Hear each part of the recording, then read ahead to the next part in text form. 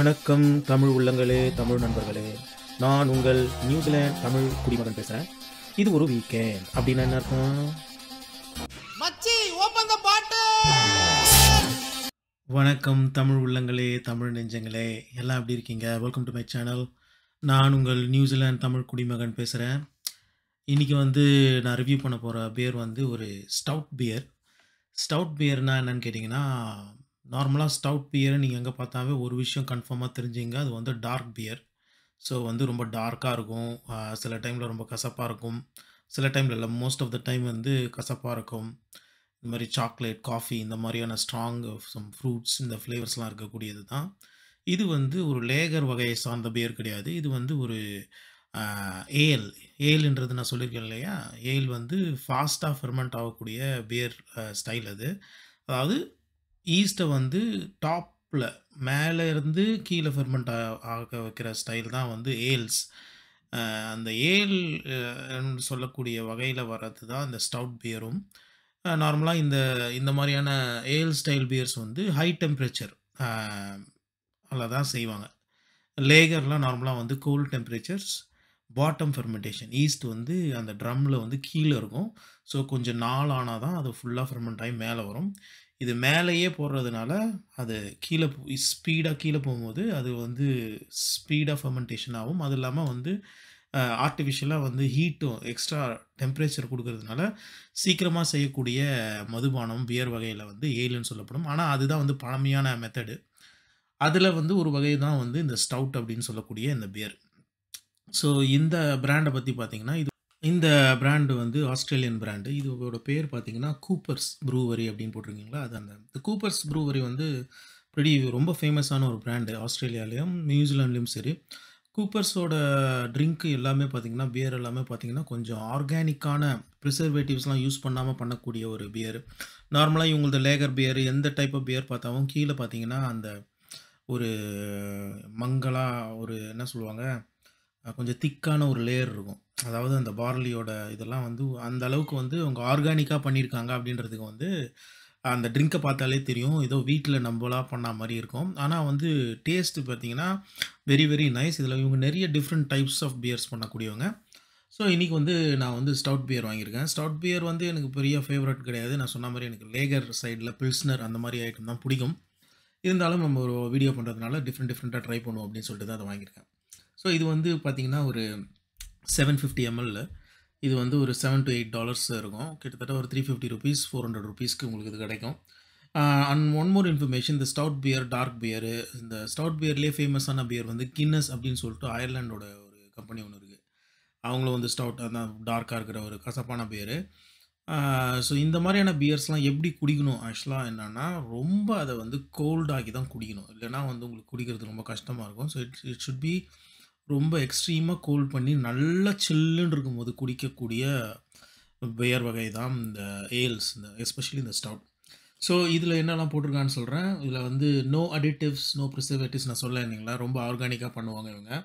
And உங்களோட logo Coopers brewery அப்படின்னு போட்டு நடுவில் அந்த பியர் காஸ்க், அந்த பெரிய ட்ரம்மாக இருக்கும், அது போட்டு bottle fermented family brewed best extra stout அப்படின்னு போட்டிருப்பாங்க. இந்த நார்மலாக இந்த ஸ்டவுட்டில் இன்னொரு விஷயம் என்னென்னா, கொஞ்சம் இனிப்பாக இருக்கிறதுக்கும் இதில் கொஞ்சம் வாய்ப்புகள் இருக்குது. ஏன்னா இதில் லாட் ஆஃப் ஃபெர்மெண்ட் ஆகாத சுகர்கள் இருக்கும். இது கொஞ்சம் இந்த ஸ்டவுட்டு ஏலுனாவே கொஞ்சம் ஆல்கஹால் அதிகமாக இருக்கக்கூடியது தான்.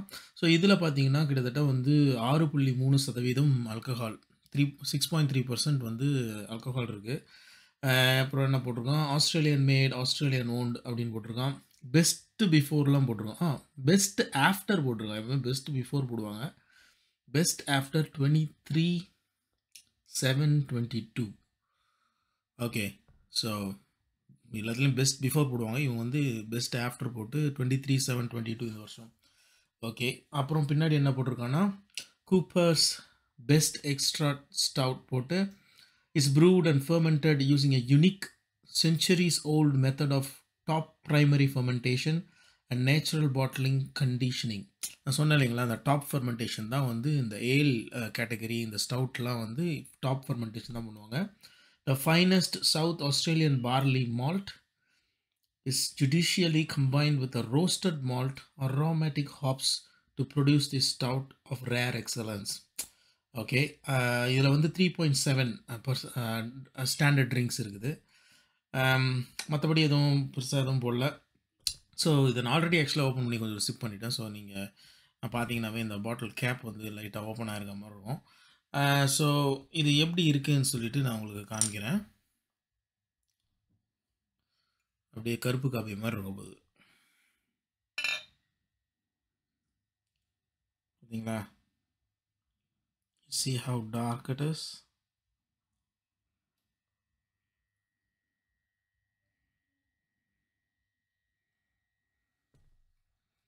பாருங்கள் எவ்வளோ டார்க்காக இருக்குது பாருங்கள். டிரான்ஸ்பரண்ட்டாலாம் இருக்க வாய்ப்பே கிடையாது. ஸோ சியர்ஸ் மக்களே, எப்படி இருக்குன்னு நான் சொல்கிறேன் டேஸ்ட்டு. ஃபஸ்ட்டு நம்ம ஸ்மெல் பண்ணிப்போம். அதாவது இது எப்படி வந்து இருக்குன்னா, அப்படியே வந்து ஒரு நிறைய ஃப்ரூட்டி நோட்ஸ் இருக்குது. மாதிரி கிரேப்பு, ப்ரூன்ஸு, இந்த மாதிரியான டார்க் ஃப்ரூட்ஸோட நோட்ஸ் இருக்குது. பெர்ரீஸு ப்ளஸ் அதோட ஆப்வியஸ்லி இந்த மால்ட் அதோட ஸ்மெல்லும் இருக்குது.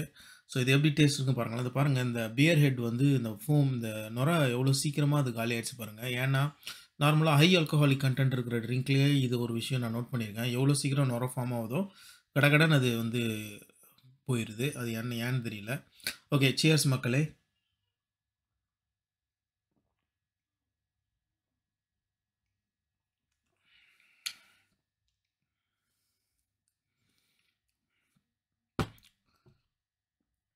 நான் சொன்ன மாதிரியே வந்து இது வந்து ஸ்லைட்லி பிட்டர் சைடு இருக்கிற ஒரு பியர் தான்.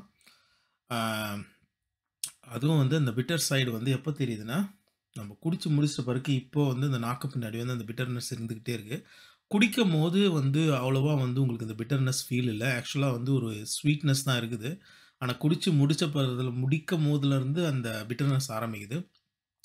ஃப்ளேவர்ஸ் பார்த்திங்கன்னா கண்டிப்பாக மால்ட்டி அண்ட் இட்ஸ் சாக்லேட்டி. அதுக்கப்புறம் நிறைய இந்த ரோஸ்டட் ஸ்மெல் இருக்குது. இந்த ரோஸ்டட் என்ன சொல்லுவாங்க, இந்த ரோஸ்டட் காஃபி பீன் அந்த தாக்கம் இருக்குது. அண்ட் இதில் வந்து நிறைய ஃப்ரூட் நோட்ஸும் இருக்குது. எனக்கு எந்த ஃப்ரூட்ஸும் சரியாக சொல்ல தெரியல. இது வந்து ஒரு மாதிரி ஒரு மிக்ஸ்டு பெரி ஃபீலிங் இருக்குது. So it is not a bad stout at all. Means எந்த பியரும் பேடுன்னு நம்ம சொல்ல முடியாது. ஒவ்வொருத்தவங்களுக்கும் ஒன்று ஒன்று பிடிக்கும். என்னோட எக்ஸ்பீரியன்ஸில் வந்து ஆம லேகர் பியர் லவர். எனக்கு வந்து இந்த பியர் வந்து ரொம்ப கஷ்டமானால குடிக்கிறதுக்கு. Definitely I will prefer a lager. இது கூட ஒரு லேகர் பியர் கொடுத்தீங்கன்னா நான் அதை தான் ப்ரிஃபர் பண்ணுவேன். ஆனால் இதுதான் இருக்குது அப்படின்னும் போது இதை வந்து நான் குடிக்காமல் இல்லை, எனக்கு ரொம்ப என்னால் இது குடிக்க முடியாதுன்ற மாதிரிலாம் இல்லை. இது வந்து கண்டிப்பாக ஒரு என்ஜாயபுளான ட்ரிங்காக தான் இருக்கும். இது வந்து ரொம்ப கஷ்டப்பட்டு ஐயோ ரொம்ப கசப்பாக இருக்குப்பா, பாவக்காய் ஜூஸ் மாதிரி இருக்குது, அந்த மாதிரிலாம் நம்ம வந்து சொல்கிறதுக்கு வாய்ப்பே கிடையாது. So and also it has no additive, no preservative சொல்லியிருக்காங்க. ஸோ இது வந்து ஆர்கானிக்கலாக தயாரிக்கப்பட்ட ஒரு மதுபானம் தான். இதில் மது மட்டும் வந்து உடம்புக்கு கெடுதி இருந்தாலும், நார்மலாக வந்து இந்த மாதிரி பியர் ட்ரிங்க்ஸ் வந்து ரொம்ப நீங்கள் அளவோடு குடிச்சிங்கன்னா அது உங்களுக்கு உடம்புக்கு நல்லது தான் சொல்கிறாங்க. ஸோ இது வந்து மற்ற பியர்ஸ் கம்பெனியோட கம்பேர் பண்ணும்போது இது வந்து இட்ஸ் அ பெட்டர் கம்பெனின்னு நான் சொல்லுவேன். இந்த ஊருக்கு நான் வந்த புதுசில் என்னோட சென்னையில் இருந்த ஒரு ஃப்ரெண்டிங் இருந்தார். அப்போ நாங்கள் பியர் வாங்க போகும்போது அவர் தான் எனக்கு வந்து இந்த பிராண்டை இன்ட்ரடியூஸ் பண்ணார். அவர் சொன்னார், ஏய் எப்போ பார்த்தாலும் ஹைனிக்கனு, இந்த பட்வைசர், இந்த மாதிரியான பியரை குடிக்கிறதுக்கு நீ கூப்பர்ஸ் ட்ரை பண்ணி பாரு மச்சான், ஓ சூப்பராக இருக்கும். நான் கேட்டேன், நீ ட்ரை பண்ணியிருக்கேன் கேட்டேன். இல்லைப்பா, இங்கே வந்ததுலேருந்து நான் அதான் ட்ரை பண்ணுறேன், ரொம்ப நல்லாயிருக்கும். அவங்க பியரே வந்து கொஞ்சம் ஆர்கானிக்காக பண்ணுறதுனால லெஸ் ப்ரிசர்வேட்டிவ்ஸ்லாம் இருக்கும். ஸோ இன்னும் குடிக்கிறதுலே வந்து நம்மளுக்கு உடம்புக்கு கொஞ்சம் கெடுதி தானே. இருந்தாலும் அதில் வந்து இந்த மாதிரியான ட்ரிங்க்லாம் இருக்கும்போது அதை நம்ம யூஸ் பண்ணிக்கிறது நல்லது அப்படி தான் எனக்கு இந்த கூப்பர்ஸ் பற்றி தெரியும். ஸோ ஆஸ்திரேலியன் பிராண்டுன்னு தெரியும். ஸோ நானும் இந்த ரெகுலராக அதுக்கப்புறம் வாங்குவேனான்னு கேட்டால் இல்லை. ஏன்னா வந்து இவங்களோட சாய்ஸஸ் ஆஃப் பியர் மோஸ்ட்லி வந்து இந்த ஸ்ட்ராங் சைடில் தான் இருக்கும். லேகர் வந்து இருக்குது, ஆனால் வந்து எனக்கு இதோட பிடிச்ச லேகர்ஸ்லாம் நிறைய இருக்குது. ஸோ அதை நான் சூஸ் பண்ணிவிடுவேன் எப்பவுமே. பட் எனிவேஸ், இப்படி ஒரு பியர் இருக்குது, இது நம்ம ஊரில் கிடைக்குமா அப்படின்னு கேட்டால் ஒரு பெரிய கேள்விக்குறி. பட் கிடைச்சதுன்னா கண்டிப்பாக வாங்கி ட்ரை பண்ணுங்கள், நீங்கள் வந்து டிசப்பாயிண்ட் ஆக மாட்டீங்க. ஸோ இதுதான் இன்னைக்கு வந்து இந்த பியர் பற்றின மேட்ரு. இதை பற்றி வேறு எதுவும் சொல்கிறதுக்கு வேறு எதுவும் இல்லை. இனி நம்ம சைட் டிஷ் வந்து நான் சொன்னேன் இல்லைங்களா, நான் லாஸ்ட் வாட்டி ஒரு இந்தியன் ஷாப் போகும்போது ரொம்ப சீப்பாக கிடச்சிது சைட் டிஷ்லாம்னு சொல்லி இந்த மாதிரி நொறுக்கு தீனிங்க சொல்கிறேன். ஸோ நான் ஒரு 10 டிஃப்ரெண்ட் பேக்கெட் வாங்கிட்டு வந்தேன். ஸோ இன்றைக்கி வந்து நம்ம சாப்பிட போகிற இந்த நொறுக்கு தீனி பேர் வந்து முறுக்கு முறுக்கு ஸ்டிக்ஸ். நம்ம ஊர்ல வந்து பட்டர் முறுக்குன்னு சொல்லுவாங்கன்னு நினைக்கிறேன் அத. So it's will be little soft. அதில் வந்து கொஞ்சம் பெப்பர் போட்டிருப்பாங்க அங்கங்கே. ஸோ பெப்பர் ரொம்ப உடம்புக்கு நல்லது. ஆனால் இந்த முறுக்கு ரொம்ப நல்லதான்னு கேட்டால் I don't know. But potato சிப்ஸை கம்பேர் பண்ணால் இது நல்லது தான். அவ்வளோதான் மக்களே, சொல்கிறதுக்கு வரதில்ல. நான் எப்போ சொல்கிற மாதிரி வாழ்க்கையை வந்து ஒரு ரேஸ் மாதிரி இருக்காதீங்க. எல்லாரும் வந்து நம்ம வரும்போது எதுவும் எடுத்துன்னு வரல. ஸோ நம்மக்கிட்ட இப்போ என்னெல்லாம் இருக்கோ we are already on the profit side இல்லையா? வாழ்கிறது வந்து ஒரு ஒரு ஜேர்னி. அந்த ஜேர்னியை என்ஜாய் பண்ணுங்கள். இந்த இந்த வாழ்க்கைன்றது ஒரு ரேஸ் கிடையாது, இந்த ஒரு ஜேர்னி. அதை என்ஜாய் பண்ணுங்கள். அவன் அப்படி ஆகிட்டான், இவன் அப்படி ஆகிட்டான், என் கூட படிச்சவன்லாம் அப்படி ஆகிட்டான், இதெல்லாம் தேவையில்லைங்க. இந்த எண்டில் இதெல்லாம் ஒரு மேட்டரே கிடையாது. ஓகேவா? எல்லாருமே சாகுறாங்க, எல்லாரும் பிறக்கிறாங்க. ஸோ இந்த வாழ்க்கையே வந்து யாருக்குமே எதுவுமே தெரியாது. உண்மையான அறிவாளி யாருன்னா இதை பற்றிலாம் ஒரி பண்ணாமல் வாழ்கிற வரையும் நிம்மதியாக, மற்றவங்களுக்கு யூஸ்ஃபுல்லாக, இல்லை மற்றவங்களோட அன்பாக அவனோட ஜேர்னியை எந்த அளவுக்கு கம்ஃபர்டபுளாக வச்சுக்கிறானோ அவன் தான் உண்மையான அறிவாளி, அவன் தான் உண்மையான பணக்காரன், அவன் தான் உண்மையான சக்ஸஸ்ஃபுல்லான ஆள். கையில் காசு வச்சுருக்குவன், பேங்க்கில் காசு வச்சுருக்குவன் அப்படின்லாம் கணக்கு எடுத்திங்கன்னா அதெல்லாம் ஒரு மாயை தான். ஏன்னா வந்து எவ்வளோ பேர் எவ்வளோ காசு வச்சுருக்காங்க, ஆனால் அவ்வளோ கஷ்டத்தில் இருக்காங்க. ஒரு படத்தில் அஜித் சொல்வார், அந்த பணக்காரனும் ஏழைக்கும் அழுவாத பணக்காரனும் இல்லை, சிரிக்காத ஏழையும் இல்லை. So it's all the same. நம்ம பார்க்குறதுல தான் இருக்குது. ஸோ நீங்கள் வந்து லைஃப்பை வந்து ரொம்ப ஈஸியாக எடுத்துக்கோங்க. பிடிச்சவங்களோட இருங்க, நல்ல ஃப்ரெண்ட்ஸ் வச்சுக்கோங்க. எல்லாரையும் ஜட்ஜ் பண்ணிகிட்டே இருக்காதீங்க.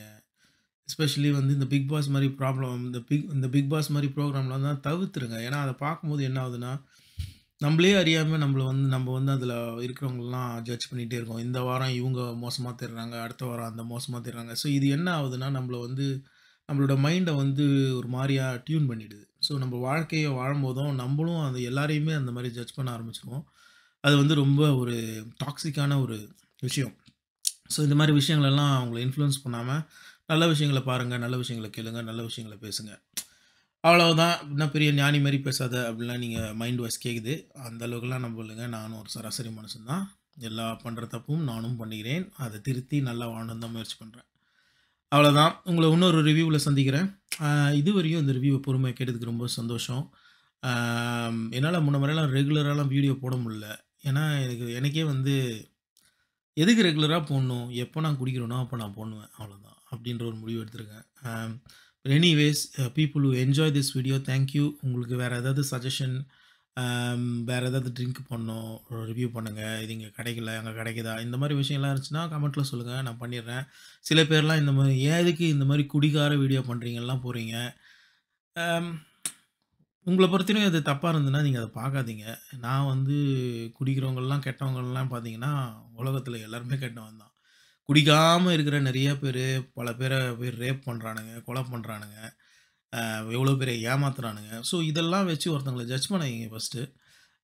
உங்களுக்கு வந்து கஷ்டமாக இருக்குது இந்த வீடியோ பார்க்குறதுன்னா தயவுசெய்து பார்க்காதீங்க. உங்களுக்கு எல்லா ஒரு ஆப்ஷனும் இருக்குது யூடியூப்பில்.